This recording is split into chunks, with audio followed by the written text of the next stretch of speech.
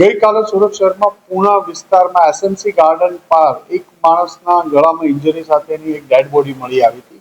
Unidentified dead body હોય અને ત્યાંથી ડેડ બોડી મળી આવતી તો અનડિટેક મર્ડરનો ગુનો દાખલ પૂણા પોલીસ સ્ટેશન દ્વારા તપાસ ચાલુ કરવામાં આવી હતી। અનડિટેક મર્ડરનો ગુનાએ પોલીસ કમિશનર સાહેબની સૂચનાથી ક્રાઇમ બ્રાન્ચ અને વિવિધ યુનિટો કામ કરી રહ્યા હતા।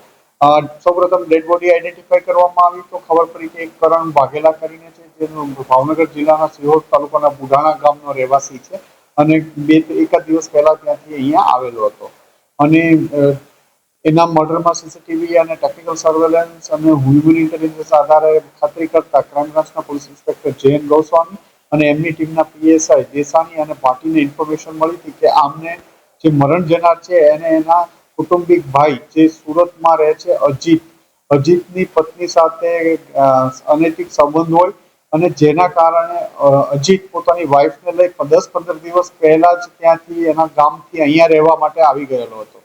અહીંયા આવ્યા બાદ એને ગામથી ગઈકાલે ખબર પડી કે મરણ જનાર કરણ પણ સુરત આવવા નીકળ્યો છે અને અહીંયા આને મળવા માટે પ્રયત્ન કરવાનો છે। એ દરમિયાન ગઈકાલે અજીતના મિત્ર કરણે એને જાણ કરી કે એ એસએમસી ના ગાર્ડન પાસે પૂણા છે, જેથી એ તુરંત કરણ ને મારવા માટે અજીત પોતાના સસરાને બોલાવી લીધા છે। એના નામ સસરાનું નામ જયંતિભાઈ પરમાર છે।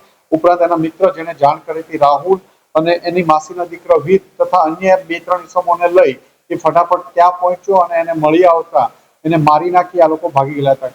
ક્રાઇમ બ્રાન્ચની વિવિધ ટીમો કામે લાગેલી હતી। ગઈકાલે ભાવનગર અને અમરેલી જિલ્લામાં એમની હોવાની શક્યતાના આધારે મર્ડર થયાના 1 કલાક બાદ જ ક્રાઇમ બ્રાન્ચની અલગ અલગ ટીમો અલગ અલગ જગ્યાએ રવાના કરવામાં આવી હતી।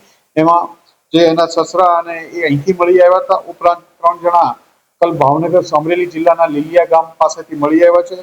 ઉપરોક્ત ગુનામાં અજીત ભરતભાઈ વાઘેલા જે મુખ્ય આરોપી છે આ ગુનાનો, જેની પત્ની સાથે મરણ જનારના અનૈતિક સંબંધ હતા, એ કારણે અજીત ભારત વાઘેલા પકડાયો છે। જયંતિ પરમાર જે અજીતના સસરા થાય છે, જયંતિભાઈ જીનાભાઈ પરમાર, રાહુલ પરમાર એ અજીતના મિત્ર છે અને વીર વાઘેલા, આમ 4 ઇસમોની ધરપકડ કરવામાં આવી છે। આ લોકોની પૂછપરછ ચાલી રહી છે અને આગળની તપાસ ચાલુ है। देश और प्रदेश की खबरों के लिए अभी सब्सक्राइब कीजिए इंडिया टीवी लाइव, साथ ही बेल आइकन को दबाना बिल्कुल ना भूलें, जिससे सबसे पहले खबर आप तक पहुंच सके।